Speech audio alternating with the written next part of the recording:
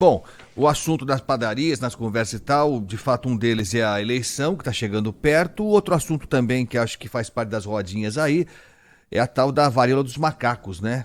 Também está muita gente preocupada aí e tal com os casos que estão aumentando. E aí, para falar um pouco mais sobre isso, sobre outros assuntos da área da saúde pública, está com a gente um especialista, para nossa satisfação, o Dr. Davi Wippe está com a gente, secretário da Ciência de Pesquisa e Desenvolvimento em Saúde aqui do estado de São Paulo. Dr. Davi Wippe, muito obrigado por atender o convite aqui da Rádio Bandeirantes. Bom dia para o senhor. Muito bom dia, muito obrigado. Um prazer estar com vocês nesse sábado pela manhã. Bom, eu queria começar com o senhor perguntando sobre a situação da varíola dos macacos. Qual é o quadro que nós temos? Os casos estão aumentando no país inteiro. E eu sei que é uma preocupação do senhor em particular, mas de toda a comunidade científica de um modo geral, de evitar estigmas em relação a essa varíola dos macacos, né, doutor Davi? Pois é, nós estamos preocupados, sim. O mundo, hoje nós temos 89 países que já diagnosticaram a monkeypox. Eu estou preferindo até o nome monkeypox para tirar o estigma do macaco, que não tem nada a ver com essa história. Então, há um aumento do número de países, consequentemente, o número de casos. E no Brasil, especificamente, nós já temos 10%, praticamente 10%, do número de casos do mundo. Em São Paulo, 90% do total de casos do Brasil. Então, há um aumento do dia a dia que é importante e nós temos que entender direito que trata-se de uma doença de transmissão por contato. Então, é contato pele-pele, contato com proximidade da fala, de secreções. Então, é um contato que ele pode ser evitável na medida do possível. Diferente do Covid, que essa aproximação se fazia de uma forma muito mais fácil, muito mais frequente, e era uma doença muito mais infecciosa. A varíola do macaco está aumentando. Felizmente, ela parece ser pouco letal. Tem poucos casos de morte no mundo, só no Brasil, mas é uma doença que preocupa, sim. Dr. Davi Wippe, muito obrigado pela sua presença no nosso programa, presença sempre com muito brilho. E eu queria saber o seguinte, eu tenho a impressão que o Agostinho até se referiu a isso, né? Ao fato de que num primeiro momento, essa doença parecia acometer apenas homossexuais, né? Eu não sei qual a razão disso, é por isso que eu faço a pergunta. Aparentemente é em razão de fluidos corporais, porque é uma das formas de contaminação, etc. Eu queria que o senhor nos falasse sobre isso, né? Porque tem muita gente aí que pretende proibir que se mencione isso, quando eu acho que tem que se discutir mesmo, né? Se trata de uma doença que está aí avançando, porque como outras doenças, né, a gente se lembra da época da AIDS, né? Quando a AIDS surgiu, tinha esse papo de que somente que era uma doença de gays e tal, né? Logo se verificou que não, que aquilo ali se estendeu para todos os grupos, né? Inclusive principalmente os heterossexuais. Neste momento agora, assim, o que é que há de verdade por trás disso, ou por trás dessa afirmação? Isso é correto? De fato, no primeiro momento, a incidência maior era nesse grupo de pessoas, ou não? Ou é um estigma, ou é fantasia? Veja, a discussão epidemiológica ela é absolutamente pertinente, deve ser correta e transparente. O que eu, pessoalmente, estou preocupado por conta que a minha história vem do primeiro caso de AIDS. O primeiro brasileiro que transmitiu para outro brasileiro ocorreu o meu grupo que fez o diagnóstico. Eu me refiro a 1982. Nós publicamos esse caso em 83. Naquele momento, banalizou-se justamente a investigação epidemiológica e criou-se um estigma da peste gay. Quem eram os grupos envolvidos? Eram os haitianos. E por que os haitianos? Porque muitos americanos iam ao Haiti e tinham relações e acabavam se contaminando. Eram os usuários de drogas, transfundidos de sangue e os homossexuais. O que aconteceu e qual foi o grande equívoco daquele momento? A população que não se sentia envolvida nesses grupos se descuidou. Então, o que era uma proporção de homens em relação a mulheres de 20-1, a coisa foi se equilibrando e, num determinado momento, ficou 1-1 e passou até 2-1 para mulheres em relação a homens. E criou-se o preconceito e o estigma. Então, esse preconceito, esse estigma não são desejáveis. A discussão de transmissão, sim. Então, agora nós temos ainda uma prevalência de casos entre o grupo de homens que fazem sexo com homens e bissexuais. Essa proporção é relevante. E o que preocupa é que isso atinja ou está atingindo pacientes HIV positivos, principalmente aqueles que ainda não estão sob controle através de medicamentos. Eu vou te dar números. Né? Hoje, essa prevalência em pacientes HIV vai de 28% a 58%. O que eu estou dizendo? Dos pacientes com o novo vírus e que atinge homens que fazem sexo com homens ou bissexuais, 28% a 58% são HIV positivos. Isso preocupa. Do outro lado, como toda doença de contato, ela é transmitida pela proximidade. Então nós já temos casos de mulheres, temos casos de crianças, temos casos de adolescentes e algo que é muito relevante, essa doença atingindo pacientes imunodeprimidos. Então é o transplantado, que toma medicamentos para não rejeitar órgãos, é o paciente com câncer em tratamento oncológico. Então, essa faixa etária preocupa pela imunodepressão. Tem um outro lado que também merece muitos cuidados, que é a mulher grávida. A mulher grávida, no momento do parto, se ela estiver infectada, ela tem uma indicação formal de parto cesárea. Por quê? Porque se a criança nascer via canal de parto normal, a criança pode se contaminar. Estende isso até o aleitamento materno. Se a mãe estiver com lesões ativas, ela não pode dar o leite de peito para a criança, que é algo absolutamente fundamental nos dias de hoje e sempre. Então, esse cuidado epidemiológico, o tratamento dos dados tem que ser muito bem feito, mas o cuidado também de não estigmatizar, não preconceituar, porque você traz uma população como uma população poupada e não é. Você entra nas redes sociais e você atesta o que eu já estou falando. Grupos já pretendem levar essa doença para o lado peste daqui, peste dali, e não é isso. É uma doença que pode atingir todas as pessoas. Bom, acho que ficou bem claro isso, né? O grupo em que essa doença foi diagnosticada no maior número inicialmente, mas que depois disso, pelo contágio, pelo contato, pela proximidade, já vai atingindo mulheres, crianças e tudo mais. Mas eu vou voltar no ponto inicial que o senhor destacou, doutor Davi, que é da letalidade, que felizmente parece ser baixa, né? Bem baixa, inclusive na comparação com a Covid-19, né? Não há termo de comparação nesse sentido.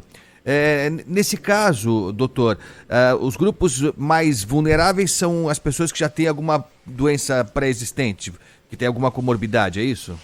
Exatamente, é o grupo que preocupa. Não está acontecendo por conta do número ainda razoável de pessoas infectadas. Nós não temos um número absurdo. É grande, mas não é comparável a outras situações que nós já vivemos.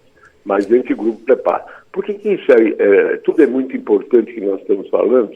Porque você prepara seu sistema de atendimento de formas diferentes. No Covid, para você ter ideia, quando começou o Covid no estado de São Paulo, nós tínhamos 3.500 leitos de UTI para adultos. No pior momento, nós fomos obrigados a ir para 15 mil leitos. Nesse momento, a preocupação não é com leitos de UTI, não é com pacientes internados.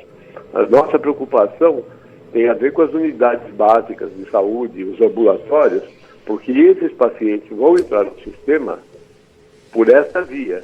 Então, é preparar os profissionais da área de saúde para o diagnóstico, para o cuidado na coleta de material, no manuseio do enxoval que é usado para atender um paciente. Né? Você tem o lençol, você tem a fronha, você tem todos os artefatos de atendimento. Então, isso também, nós estamos tendo que orientar, por exemplo, locais de passagem, ou motéis, hotéis, como que vão fazer com lençóis, fronhas, toalhas, etc. É um outro perfil de transmissão.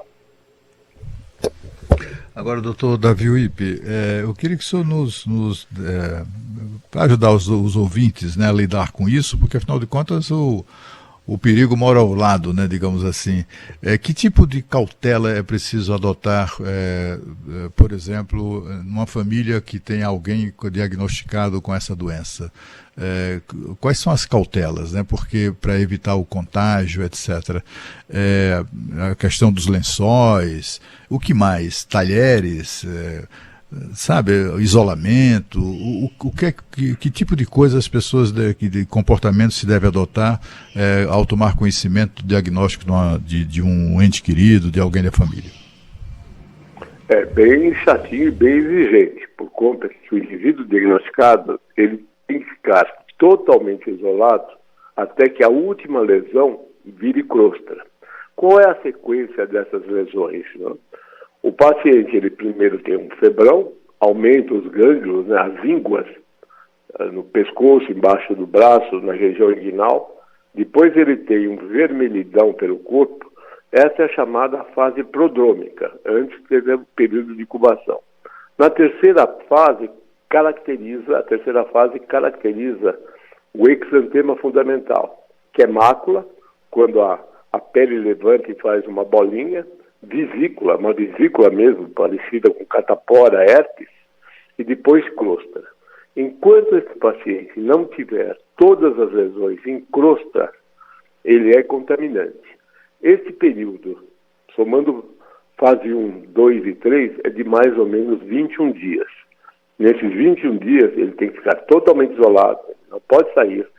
Os seus talheres, prato, garfo, faca, tem que ser lavado de forma diferente, separada, com luvas, ou usar material descartado, e também as roupas de cama e enxoval, também lavado com luvas de uma forma separada. Então é um isolamento chato e muito exigente. Mas, até aproveitando essa ótima audiência de agora de manhã, o indivíduo que começa a ter esses sintomas, a fase inicial, essa doença se assemelha a todas as outras, febre e mal-estar.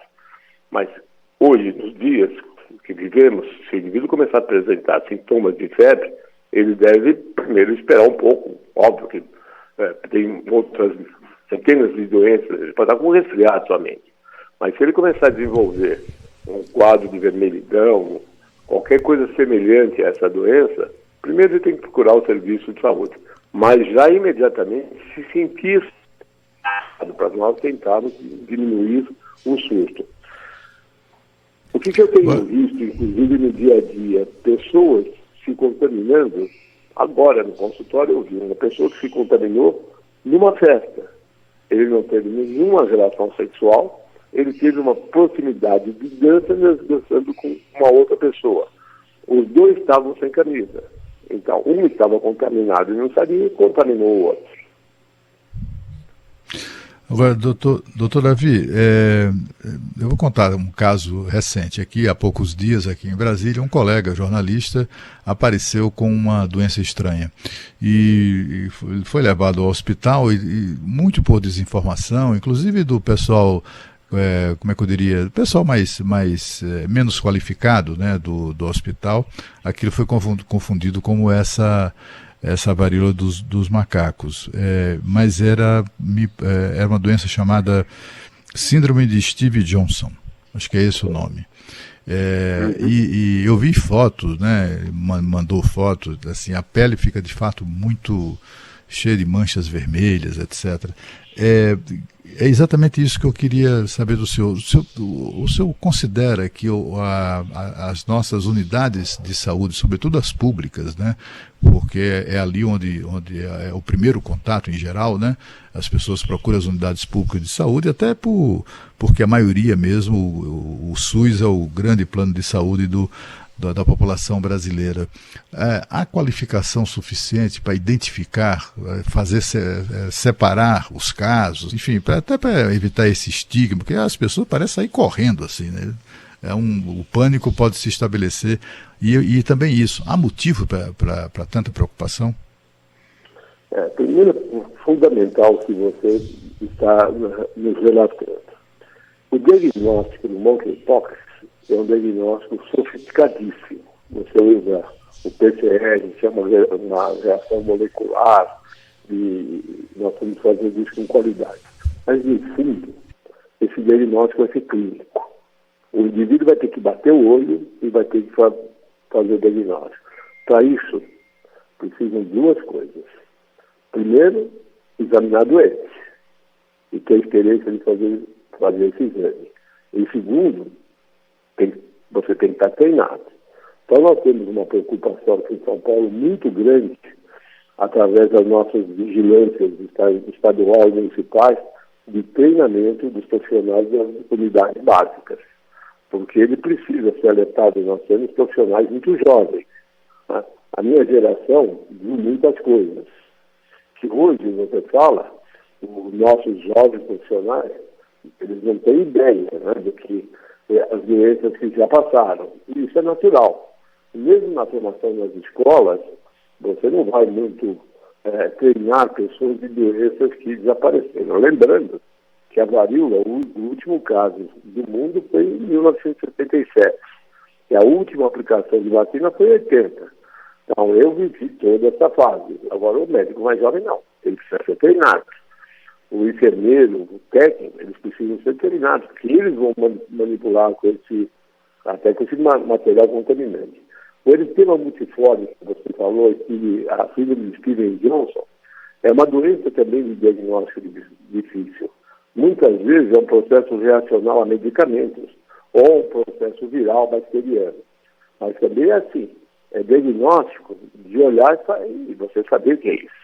Eu tenho visto muitos casos de sífilis secundária. A sífilis secundária é um vermelhidão que aparece no corpo, acompanhado de gânglios. Se você não viu antes, vai passar batido. Você não vai fazer diagnóstico. Então, medicina são duas coisas, né? Estudo e treino. Quando cansar, você treina e estuda. Não tem jeito. Estamos conversando aqui no Jornal Gente com o Dr. Davi Wippe, infectologista, secretário de Ciência, Pesquisa e Desenvolvimento em Saúde aqui do estado de São Paulo. Dr. Davi, o senhor falou, né? Tava esquecido, né? Os mais jovens nem conheciam, nem tinham ouvido falar da varíola dos macacos. Agora temos que reaprender tudo, né? E em relação à vacinação, como é que nós estamos? Estava vendo aqui, a França começou a vacinação, Reino Unido, Estados Unidos também já tem vacina lá para combater a varíola dos macacos. E nós aqui, como é que estamos, hein, doutor Davi? Olha, existem duas vacinas. Uma produzida pela Dinamarca. A Dinamarca está produzindo, não por culpa da empresa dinamarquesa, é pela possibilidade de produção. Ela está produzindo no seu limite. Isso é muito menos do que o mundo precisa. E não vai ser diferente nos próximos tempos. A outra vacina, né, que é a vacina da varíola, ela tem pouca estocagem. E tem uma diferença aí fundamental. A vacina dinamarquesa ela é de vírus vivo atenuado não replicante. Parece difícil, mas eu vou explicar. A outra vacina, que é da vacina, é vírus vivo atenuado replicante. Então, essa vacina da varíola, a mais oriunda da tradicional, ela tem indicações limitadas. Você não pode dar, por exemplo, para esses pacientes imunodeprimidos, porque corre o risco de ele ter a varíola disseminada. A vírus, que é a outra vacina, ela é mais segura. Então, o que ocorre? Há uma corrida mundial pela compra da vacina. Eu estava falando com o ministro da Saúde, tenho falado regularmente, ele talvez tenha sido um dos primeiros a fazer contato com essa empresa dinamarquesa. Quando ele fez o contato, a empresa não teve nenhum interesse sequer de submeter a vacina à Anvisa. Então, as vacinas que estão sendo concedidas é via OPAS, não é pela compra direta. Aqui no Butantan, aqui no governo de São Paulo, nós estamos indo por dois caminhos. Também tentando comprar a vacina, ajudando o Ministério, mas também negociando o produto bruto, que é a IFA. E aí nós negociamos, tanto com a Dinamarca, como o NIH, que é o órgão científico de pesquisa dos Estados Unidos. Butantan e Fiocruz têm condições de desenvolver a vacina. Mas para isso precisa da IFA, que está muito difícil. O que eu estou dizendo? Que nós não vamos ter vacinas suficientes para vacinar a população brasileira, nem a curto nem a médio prazo. Tem mais uma coisa. Cada cidadão vai precisar de 2 doses com intervalo de um mês. Então nós vamos receber 50 mil doses e vamos vacinar 25 mil brasileiros. Novo problema. Quem é que nós vamos vacinar? Nós vamos vacinar os profissionais da área de saúde? Tá bom. Quais são eles? Os indivíduos que trabalham nas unidades básicas, o pessoal que trabalha em laboratório para fazer esse diagnóstico, já é uma proporção difícil. Outro jeito de pensar, nós vamos vacinar os contactantes de pacientes com varíola. Bom, mas aí você tem que vacinar nos 4 primeiros dias do contágio, que depois não serve. Então, essa política de logística e de distribuição de vacina, dessas poucas doses, também é uma logística difícil, por conta que você vai ter muito menos vacinas do que candidatos. Doutor Davi, vacinas seria mesmo necessário por causa dessa doença, não é?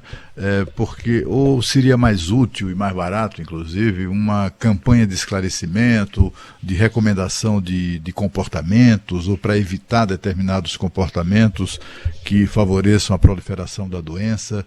O senhor acha melhor, fazer isso pela via da vacina ou pela via da educação mesmo, né? De uma campanha educativa ou informativa a respeito da doença? Para você ver o quanto eu estou preocupado com a comunicação dessa minha nova secretaria, existem 10 núcleos de pessoas pensando em temas. Um dos temas é comunicação científica com qualidade. Eu acho que nós aprendemos muito na pandemia de Covid a comunicação.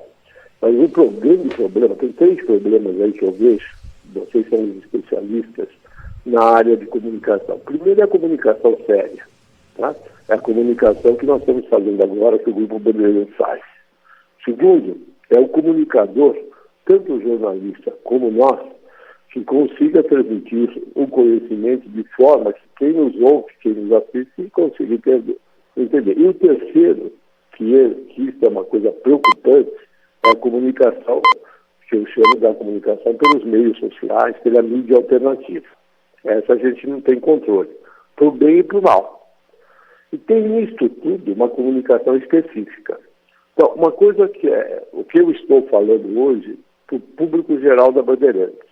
A outra coisa é como eu vou comunicar para os grupos mais expostos. É uma comunicação diferente, que você tem que aprender a ter acesso. Muitas vezes tem que ter um comunicador intermediário, que é o indivíduo que entende aquela linguagem que vai ser aprendida pelo objeto da sua preocupação. Então, hoje, para mim, comunicação é absolutamente fundamental. Comunicação que gere educação, a boa informação. Muitas vezes não é isso que nós estamos vendo, é só olhar as fake news. Esse é um ponto crucial. Vacina faz parte, é a principal forma de prevenção de doenças infecciosas, mas nós não vamos ter, não pelo menos agora, na quantidade suficiente. O que sobra é a comunicação. Então nós temos que comunicar, nós temos que educar, nós temos que insistir, nós temos que aprender a falar a linguagem de quem nos ouve. Isso é um grande desafio. Começa, é uma coisa curiosíssima. Olha o nome, varíola do macaco. Não tem nada a ver com macaco. O macaco entrou nessa história porque lá atrás, numa pesquisa, saiu um macaco contaminado. Ele não é reservatório do vírus, ele não é vetor de transmissão de doença. Então, já começa com o nome que está errado. Tá? Tem gente aí matando macaco. O macaco não tem nada a ver em nenhum momento da transmissão desse vírus. Aliás, o senhor sabe, o Cláudio sabe, aqui no Morumbi, é impressionante, a gente vê macaquinhos, famílias de macaquinhos atravessando aqui, viu, Cláudio? A Avenida Morumbi pela fiação elétrica. Coisa mais bonitinha do mundo, coisa mais linda do mundo. Você fica imaginando onde é que está essa família, onde é que eles ficam. É que tem muita área arborizada aqui, mas para uma família inteira de macaquinhos é surpreendente mesmo. Eu presenciei o pessoal já atacando os macaquinhos aqui. Olha a que ponto nós chegamos, como é de fato essencial que a informação flua, a informação de qualidade seja difundida mesmo. Doutor Davi Wippe, só para a gente terminar e agradecendo muito sua atenção aqui mais uma vez com o convite da Rádio Bandeirantes, como a vacina não vai estar próxima da gente tão já, cada um de nós tem que tomar a sua atitude. E aí, me parece que a máscara, o uso da máscara, mais uma vez, a gente tem que reforçar. O senhor chegou a falar várias vezes aqui que mesmo depois do fim da Covid, quando isso acontecer um dia, e não aconteceu ainda, mas quando isso acontecer um dia, que talvez a manutenção da máscara fosse um hábito saudável para todo sempre, para quando você pega um resfriado, você está com uma tosse diferente, seria um hábito saudável se a gente conseguisse adotá-lo. Acho que mais do que nunca essa orientação vale agora também em relação à varíola dos macacos, né, doutor? Você tem total razão. Não é simples, viu? Nos ambientes hospitalares, de consultório, nós continuamos a usar a máscara. Mas você convive socialmente, ninguém está usando máscara, né? As pessoas não usam. Eu acho que vai ser assim. Mas aquele indivíduo que está doente, está resfriado, tem sintomas, primeiro, fica em casa, né? Segundo, eventualmente obrigado a sair, passou a ser um bom hábito o uso de máscara. Não é nem tão incomodativo como você já foi a máscara. Bom, para mim está inserido no contexto do dia a dia. Eu fico de máscara de manhã até a noite há 2 anos e meio. Quer dizer, é a melhor coisa do mundo? Não é, mas é o que também protege. E também os cuidados, né? Os cuidados de as pessoas se auto-diagnosticarem, pelo menos presumirem a presença de doenças com sinais e sintomas, e tomar providências, buscar o recurso do atendimento médico, se é claramente contagiosa, ficar isolado e preservar, né, familiares, preservar os amigos, preservar a sociedade. Perfeito. Doutor Davi Wippe, infectologista, secretário de Ciência, Pesquisa e Desenvolvimento em Saúde aqui em São Paulo. Muito obrigado mais uma vez pela atenção com a Rádio Bandeirantes. Até uma próxima e bom final de semana para o senhor, doutor Davi. Muito obrigado e bom dia a todos. Muito obrigado, doutor Davi. Agora são 9h34.